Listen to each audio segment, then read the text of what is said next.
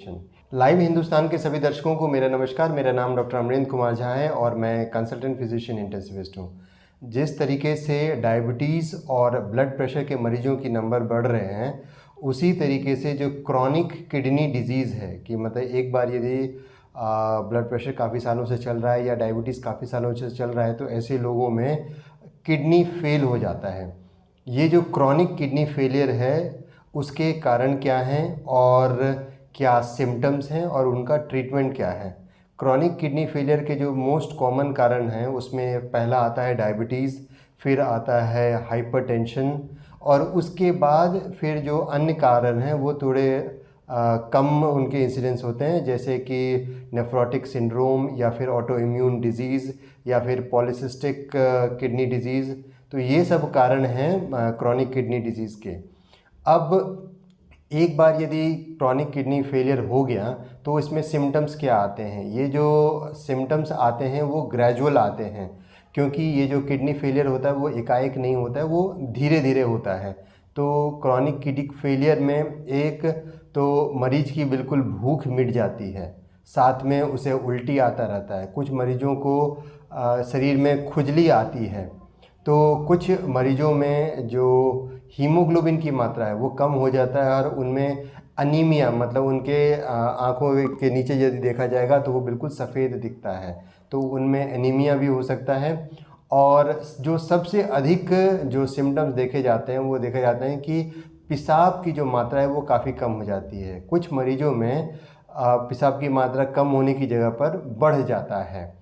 जब एक बार पेशाब की मात्रा कम हो जाती है तो वो शरीर में पानी जमने लगता है और ऐसे में देखा गया है कि यदि फेफड़े में पानी जम रहा हो तो मरीज को सांस की भी दिक्कत होती है। जैसे समय समय बीतता है उसके साथ मरीजों में हाइपरफॉस्फेटेमिया की वजह से जो बोन्स हैं वो काफ़ी कमज़ोर हो जाते हैं, क्योंकि फॉस्फेट का विटामिन डी और कैल्शियम के एब्जॉर्प्शन पे असर होता है।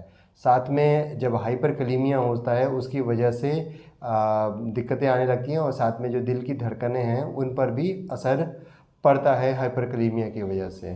तो ये जो सिम्टम्स हैं, एक बार मरीज को डायग्नोस कर लिया कि ये क्रॉनिक किडनी फेलियर हैं तो इनकी ट्रीटमेंट क्या है। ट्रीटमेंट में तो पहला आता है डायलिसिस और दूसरा आता है किडनी ट्रांसप्लांटेशन। एक बार मरीज को यदि किडनी डायलिसिस स्टार्ट हो जाती है तो वो कुछ कुछ सप्ताह में उनके जो नंबर्स होते हैं उस नंबर्स के हिसाब से मरीज की डायलिसिस होती है और मरीज काफ़ी वर्षों तक डायलिसिस पे भी रह सकता है। बस ये ध्यान देना होता है कि उन्हें रेगुलरली अपने किडनी के जो डॉक्टर हैं, नेफ्रोलॉजिस्ट, उनसे संपर्क में रहना पड़ता है और जैसे जैसे उनका टेस्ट करा कर यदि उनका फॉस्फेट्स या फिर पोटेशियम का लेवल बढ़ रहा होता है तो उसका के हिसाब से उनकी डायलिसिस होती है। कुछ पेशेंट्स में जब डायलिसिस काफ़ी वर्षों तक हो जाता है उसके बाद भी नहीं ट्रीट हो रहा होता है तो किडनी ट्रांसप्लांटेशन करने की ज़रूरत पड़ती है। तो ये जितनी मैंने बताया अभी क्रॉनिक किडनी फेलियर का, ये सारे क्रॉनिक किडनी फेलियर के साइंस, सिम्टम्स और ट्रीटमेंट थे।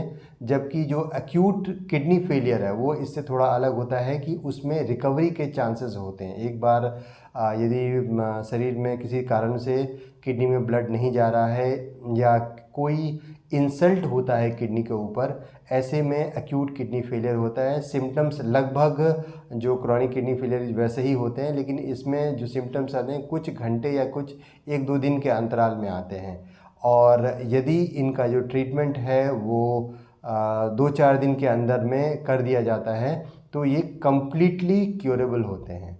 तो ये मैंने बताया आपको एक्यूट और क्रॉनिक किडनी फेलियर के बारे में। आशा करता हूँ कि ये जो इन्फॉर्मेशन है वो आपके लिए लाभकारी साबित होगा। धन्यवाद।